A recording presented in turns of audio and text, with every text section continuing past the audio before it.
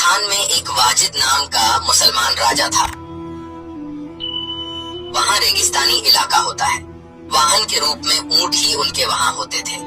ऊंटों पर एक बढ़िया आसन लगा के सिंहासन सा उस पर राजा को बिठाते थे और एक साथ में दूसरा व्यक्ति बैठ जाता था ऊपर छतर लेके, और राजा जी एक से दूसरे शहर में जाते थे तो साथ में बहुत बड़ा काफिला सेना का अंगरक्षकों का और साथ में लंगर का सामान खाने पीने का साथ ही लेकर चलते थे।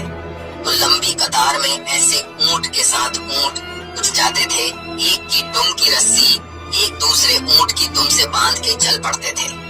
आगे एक दो व्यक्ति साथ साथ हो लेते थे, बाकी शेष ऊंट पर बैठ जाते थे। एक आगे बैठ जाता था, पहले वाला जो गाइड करता था। तो चलते चलते क्या हुआ कि एक भेड़ी घाटी में से दोनों तरफ पहाड़ थे, उनके बीच से रास्ता निकलता था। वहां जाकर के भेड़ी घाटी में एक ऊंट मर गया। ऊंट गिर गया और गिरते ही उसके प्राण निकल गए और ऐसे वो रास्ता ब्लॉक हो गया। रास्ता ब्लॉक हो गया तो सारा काफिला रुक गया। राजा का काफिला और बिना आज्ञा के रुक जाए उससे सहन नहीं होता। ये एक अवगुण होता है राजा में। इतने में ही वह लाल पीड़ा हो गया और मंत्री से कहा कि मंत्री, मेरी आज्ञा के बिना काफिला कैसे रुक गया? मंत्री ने कहा, जी पता करता हूँ हुजूर। आगे जाकर देखा तो उसने देखा कि ऊंट मर जाने से सारा रास्ता ब्लॉक हो गया है। इस ऊंट को निकाल लेने में अभी 1 घंटा लगेगा, क्योंकि उसको रास्ते से आगे पार करा के आना है। आगे उठाना पड़ेगा, तब ये काफिला चल सकेगा। उसको वापस हिलाना उचित था। जैसा भी उसे समय लग गया तो राजा ने कहा कि मुझे दिखाओ ऊंट कैसे मर गया। मेरी आज्ञा के बिना ऊंट कैसे मर गया।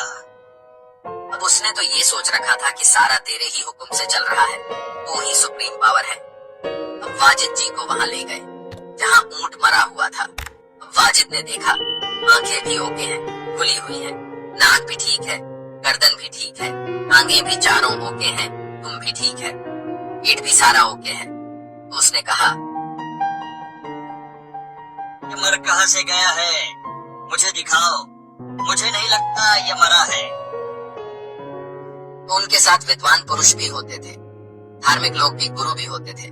उसे धार्मिक व्यक्ति ने बताया कि महाराज, इसमें एक जीव होता है जिसका संस्कार था, इसलिए ऊंट की योनि भोग रहा था और ये इसका पूरा हो गया। जिसका समय जब भी जहाँ पूरा हो जाता है उस समय वह अपना शरीर बदल लेता है। उसे अपने शरीर को बदल लेना अनिवार्य है। ये भगवान अल्लाह का आदेश है। वह तुरंत वही मर जाएगा, आगे कदम भी नहीं रख सकता।